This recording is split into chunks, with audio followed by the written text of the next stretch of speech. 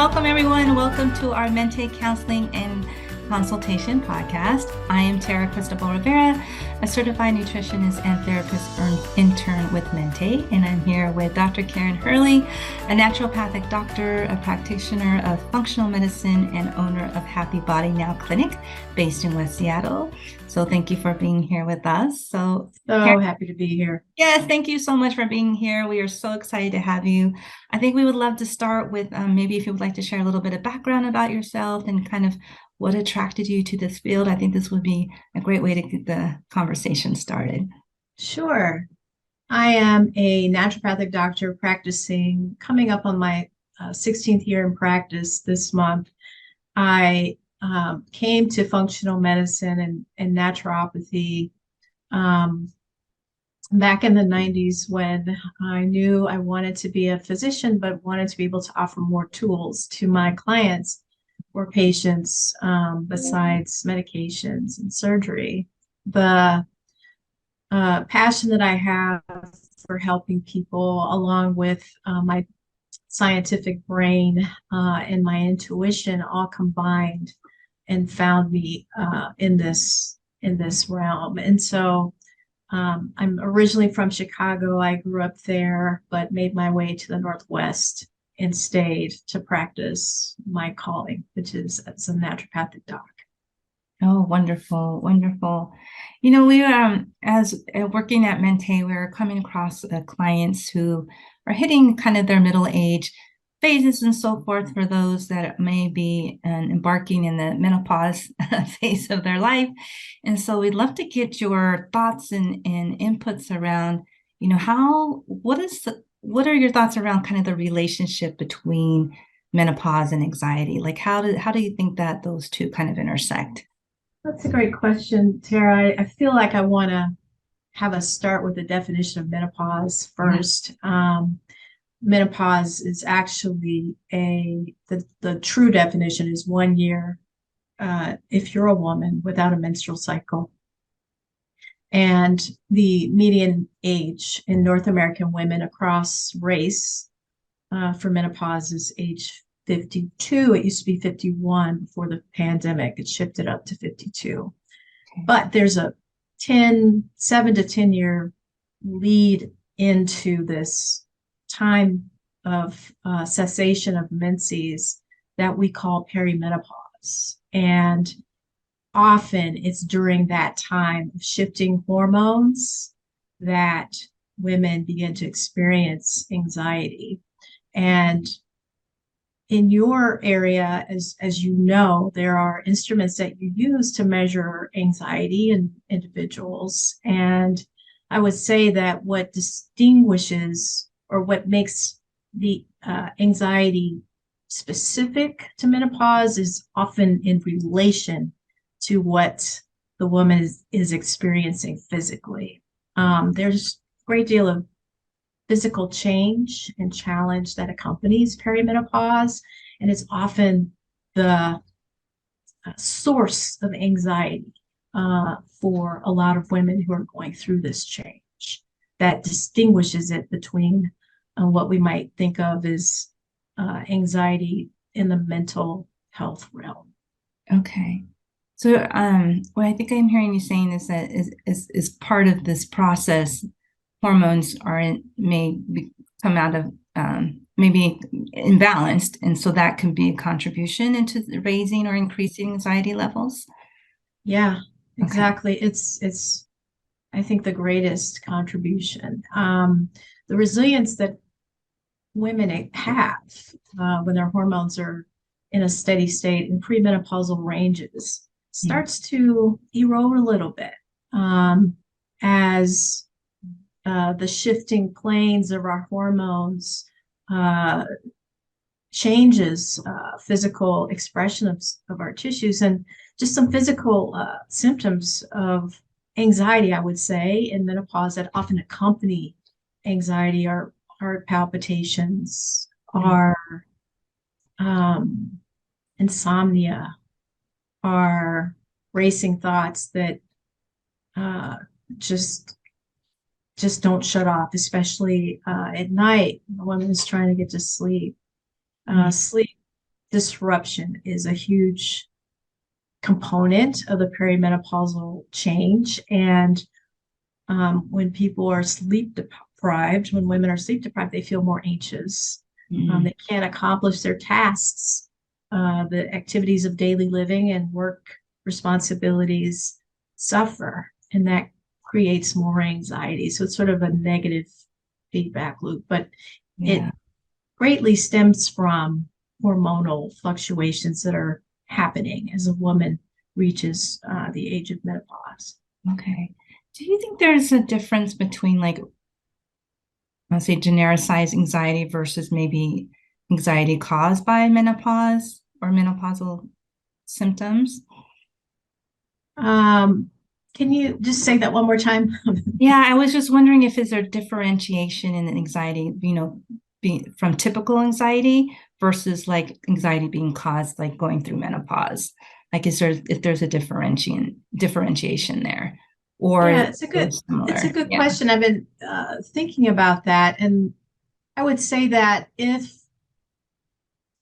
a woman in her premenopausal years has not really ever had anxiety, Mm, and then suddenly when she gets to the age of 37 to 42, and she suddenly finds herself experiencing some of the symptoms of anxiety that we know as practitioners um, uh, in the DSM, that but she never had before. So mm, panic attacks, mhm. never had them before, but suddenly having these experiences that are often physical, but accompany the mind racing, Yeah. and she never had them before, then we can start to be thinking, wow, maybe there's something going on physically. Mm, Maybe her hormones or the plane that she's been operating from that has kept her resilient is starting to shift. And that will often accompany menopause or perimenopause, I should say. So oh, that's what I would say, is that in your clients or folks women who've never really had a problem with anxiety suddenly are noticing more of it, more of that disrupted thinking. Another great example that I hear a lot of from my patients is driving. All of a sudden, they have anxiety while driving and they've never had it before. Things like that.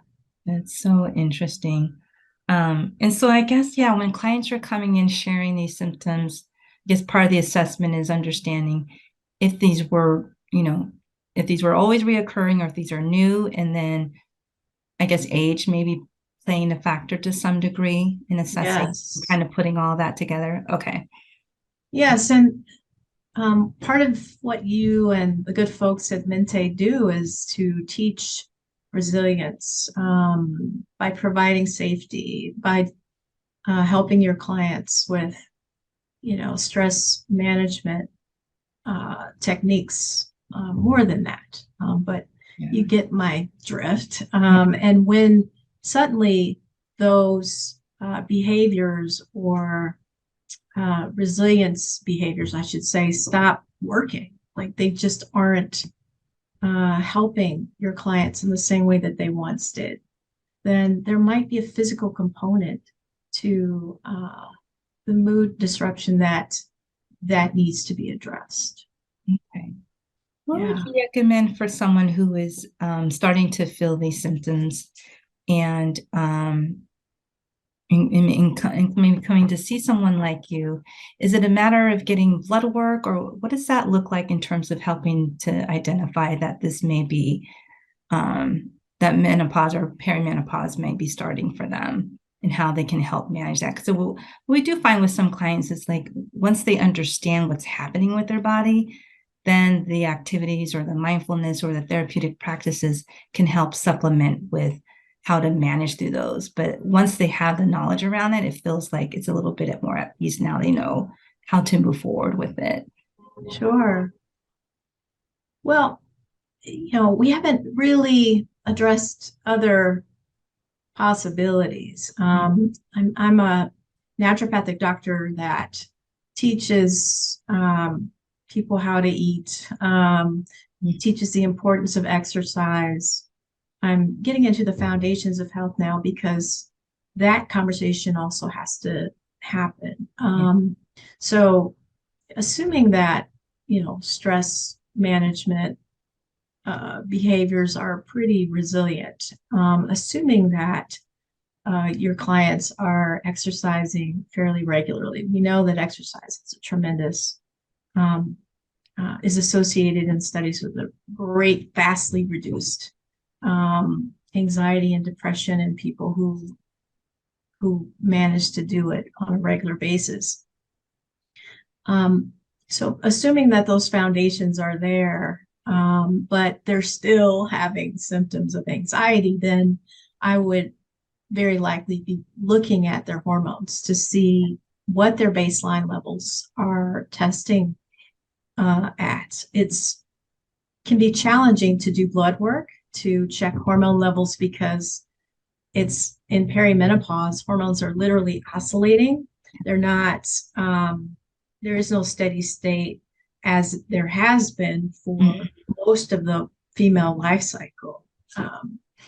We have pretty predictable hormonal fluctuations throughout the month in premenopause. Yeah. But in perimenopause, those patterns become oscillating, they change, but the pattern over time is still they're declining.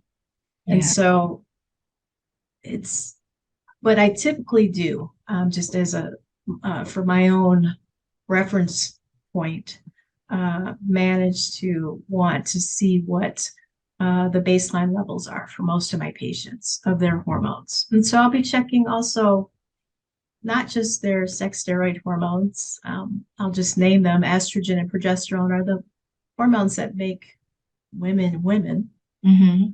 But sometimes thyroid hormone levels can be disrupted, and that can be contributing to an anxious profile in premenopausal, perimenopausal, and postmenopausal women.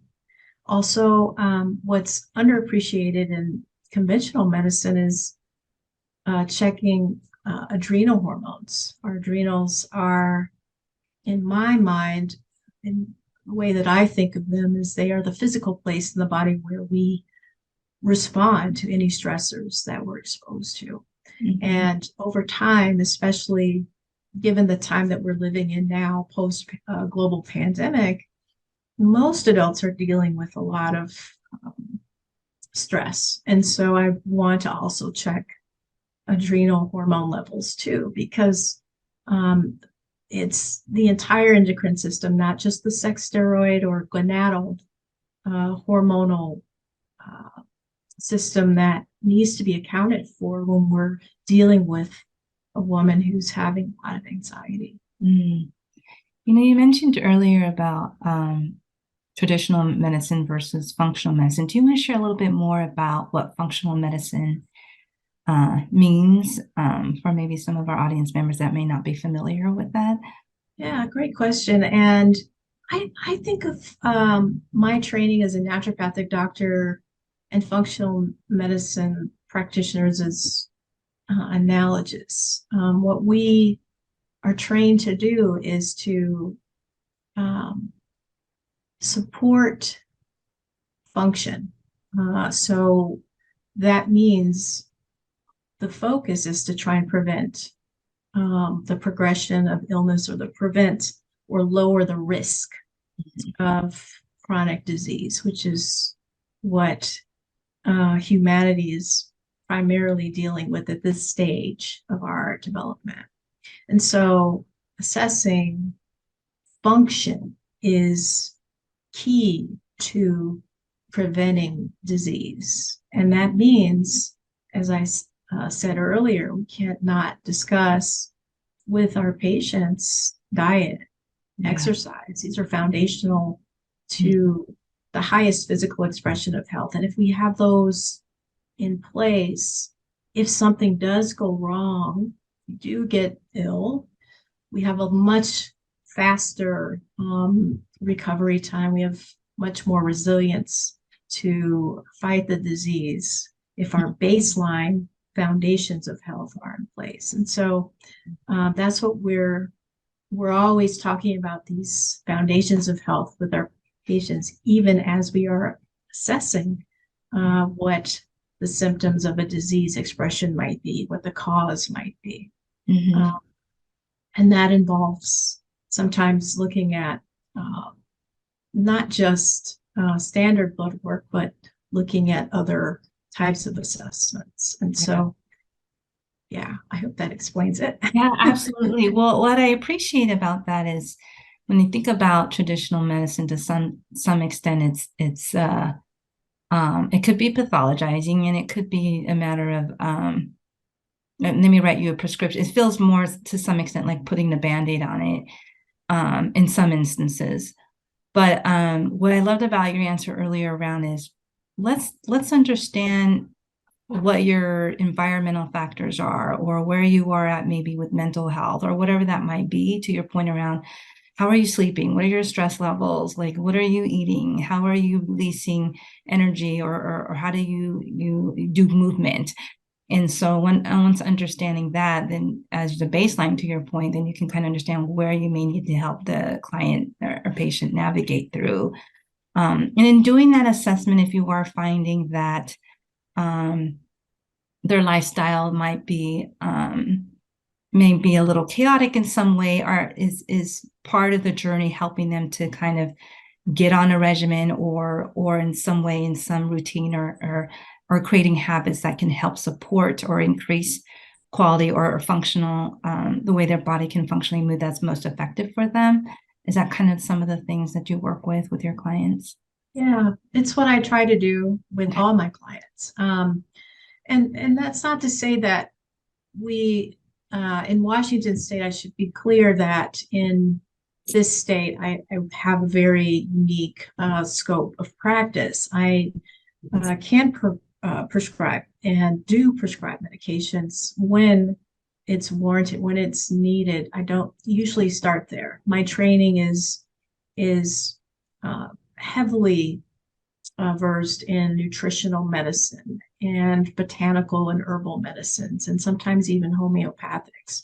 And the assumption that I always have with everyone is that the body's own intelligence is always organizing to express the person's highest well-being, even when the person sitting in front of me appears to be very, very unwell. The assumption is that the body has its own innate wisdom and force operating for its highest good. And so my job is to support the expression of and reorganize and help the body remember, so to speak, how to function more healthfully. And so that's a big distinction between how other providers or other well, how the larger system views the body. Yeah. Okay, thank you for helping to clarify that. Especially around the medication piece of it, definitely feel that when it's warranted, most absolutely. But I love that it's not always the thing that you start with. So it's really, I love that piece of it. I wonder if we can transition a little bit into more the depression piece that may come along with menopause, and how that intersects there. Great question. I anxiety and depression in my mind, sometimes it's like two sides of the same coin. But when we are talking about depression in the context of perimenopause, menopause, I'll try and make this as simple as I can. It's a lot more complex, but in women, we have two primary hormones that make us female. And what I'm doing is not, it's really just about thinking about the complexity of the feminine, okay, that spectrum. And we're talking about reproduction. So women are certainly more than just reproductive uh, receptacles, but estrogen and progesterone turns on in puberty. From a biological perspective, we're just speaking just about that. Um, the design is to create an environment in a uterus that's welcoming to potentially housing the growth of a fetus, which can then grow into a baby. After a certain age, that timing, the number of follicles that the woman is born with starts to decline. And that's really, when we're just speaking specifically biologically, Yeah. that is when the onset of those hormonal shifts happen. Okay. Estrogen is kind of like married to a neurotransmitter or a brain chemical that's called GABA. Progesterone is kind of married, actually, I got them backwards. Estrogen's married to serotonin, and progesterone's married to GABA. In perimenopause, estrogen and progesterone are surging and then declining, and surging and declining. But gradually, both hormones are declining. The two brain chemicals that are tied or married to them are also fluctuating along with their partners. And so in perimenopause, some women have extreme dips in their progesterone and might be more anxious. Many women, well, all women experience estrogen deficiency or decline as they transit perimenopause. And so depression can sometimes be the prevalent mood shift that's associated with that decline in that hormone. Because the estrogen is tied to the serotonin. Yeah. Yeah. Yeah. It's probably infinitely more complex than what I'm making it. This is a good overview. That is, I think that's kind of, how I understand it and how I've been able to explain it to my patients that makes sense to them. So that feels like then that, I mean, the fluctuation in hormones, contribute anxiety, depression. Yes. That feels like it's also contributing to brain health. Do you want to talk a little bit about how that also intersects there? Yes. And what makes perimenopause challenging and that shift to a postmenopausal life cycle is the other thing that's happening is aging. So not only are hormones fluctuating and beginning to decline, we're talking specifically about the sex steroid hormones, but really it's all our hormones. The tissues of the body are themselves transforming with the changes in hormones that women really register in a very visceral way. The brain is about 40% fat. And so as we age, if we're not careful, we have to, and genetically, some people are more predisposed to oxidizing their fatty acids in their body. But we have to, the brain is very delicate in terms of its fatty acids, and brain cells have a membrane around them that is highly protective, but as we age, can begin to oxidize. And we know that estrogen is thought to be highly protective of the structure in the brain that's called the hippocampus. That structure in the brain is where it's thought memory lives. And besides hot flashes, anxiety, and depression, um, forgetfulness, not being able to focus and concentrate is also, these are some of the main concerns that I hear about from my patients who are going through this. Yeah. Well, this just sounds like a lot of fun. Oh, it's fun Right? times. You're like, you got your body experiencing all this, and you're going to be forgetting things. Okay, thanks. Yeah, Yeah. it's not easy. It's not an easy passage. And there's a neuroscientist by the name of Lisa Moscati. She Oh, has a yeah, she has a TEDx talk, I think, mhm. um, that that really kind of elucidates what's happening in the brain for women. And the good news is that once you get through it, the brain does seem to be able to restructure, reorganize around the new environment that is, less estrogen and progesterone. Yeah. And these symptoms start to wane, Okay. over time. Over time. Okay. Yeah. Thank you for mentioning Lisa Moscati. I believe she's like also championing around Alzheimer's research, and especially for women. And as you just mentioned, in this age group here, because of all the wonderful things that we're experiencing during this time. Um, Yes. and Alzheimer's seems to be the an uptick, especially for women. Yeah.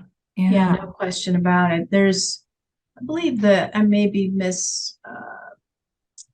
I think it's a 2-to-1 ratio of women Yeah. getting Alzheimer's compared to men. Mhm. Um, and we were having epidemic proportions of Alzheimer's progression before the global pandemic. So it's a huge issue. Yeah. And the I'll just jump in because you kind of led me up to this point that I was eventually going to make, and that is that one of the supports for women that's available to them to help with all of these symptoms is hormone replacement. Okay. And the I've been prescribing bioidentical hormones for my patients the past 15 of the 16 years I've been practicing. Um, we have more and more data, research studies showing benefit, Mm. that hormone therapy is nourishing to women, especially um, uh, the Alzheimer's disease prevention data is looking really strong. We can't say it just yet, but I think eventually we'll be able to say that hormone therapy helps to prevent Alzheimer's. Oh, I that think probably wonderful. got a couple years to go. Okay. What does Um, that entail, hormone therapy or yeah, hormone? Yeah. so great question. For me, prescribing hormones for women helps to give them some ballast. Instead of their hormones doing this, Mm-hmm. there's some ballast. Keeping levels more Steady. stable helps to reduce the intensity of the symptoms that they're experiencing because of the oscillations. Yeah. Um, the point is to nourish the tissues that are um, uh, greatly affected by the declines in the levels. The main reason why I'm prescribing is for the reduction of hot flashes or vasomotor symptoms that 60% of women are usually reporting, uh, is one of the main symptoms of the changes in that hormonal milieu. And so um, it works wonderful for not just hot flashes, but oftentimes women notice improvements in their thinking and cognition. Their mood often stabilizes, and they just feel like themselves. Mm. Um, for a number of years, there was a great deal of confusion in the public around safety of hormone therapy replacement, and it's well established now that hormone therapy is not it doesn't increase the risk of breast cancer. That's the main myth Okay. that's still out there. Mm. Um, it is contraindicated, or I never prescribe it, I should say it that way, for women who have active cancers. It's a no-go, but um, the general consensus now from the research is clear that it's not cancer causing. It's Okay. not, it doesn't drive the causation or the formation of cancers. Mm. It can grow tumors, specifically estrogen, if there's a tumor present, but it is not the cause of cancer. Okay. Yeah. Okay. So hormonal replacement therapy. Okay. Are there other naturopathic interventions that you also help prescribe? I know you talked about some of the lifestyle Yes. changes around food and sleep and exercise or movement. Yes, 100%. There are I have many patients that just don't want hormone therapy. Yeah. And fortunately, there are many ways to help women who choose not to do hormone therapy. And there are women who have family histories that are significant that would exclude them from hormone therapy. And Mm. so we have many botanical medicines that are available that have been researched and shown in large studies Mhm. to be very effective for hot flashes, and especially we were talking earlier about anxiety and depression that help stabilize mood.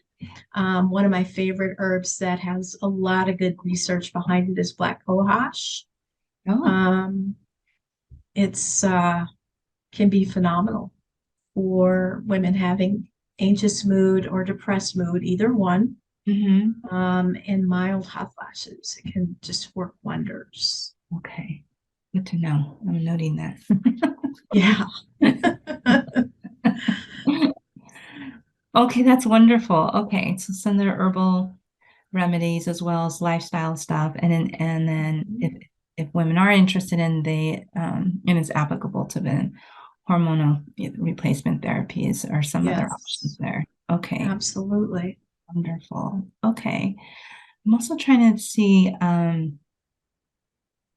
So if you are working with clients and patients who may be resistant to some of the lifestyle changes, what are Mhm. some of the ways you can encourage and motivate them and That support? is such a great question. Yeah. Um, because it really does get to the crux of the matter, Yeah. right? It's if those lifestyle foundations are in place, then it doesn't necessarily mean that you won't experience hot flashes or Mm, yeah. some mood shifts. It's not a guarantee, but certainly in my observation, the those of my patients who are committed to doing, I would say, I would break it. I try and negotiate one thing at a time Mm, to yeah. get commitment to change Hmm. that I hope is one that they can feel successful at.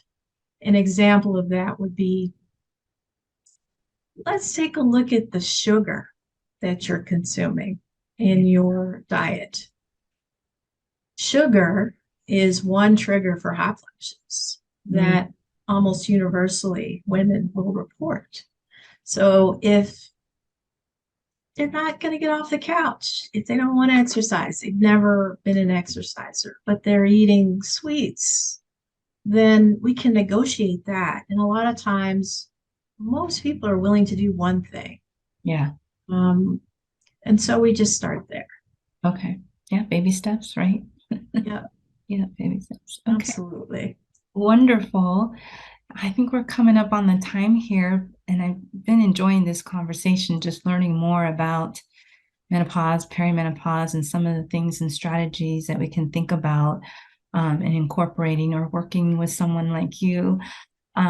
Is there anything that tips or guidance that you would like to share as we kind of wrap up for those that may be preparing to enter into this phase? I know that could be just overwhelming and full of anxiety just thinking about it. Is there any tips or guidance that you'd like to share from that standpoint?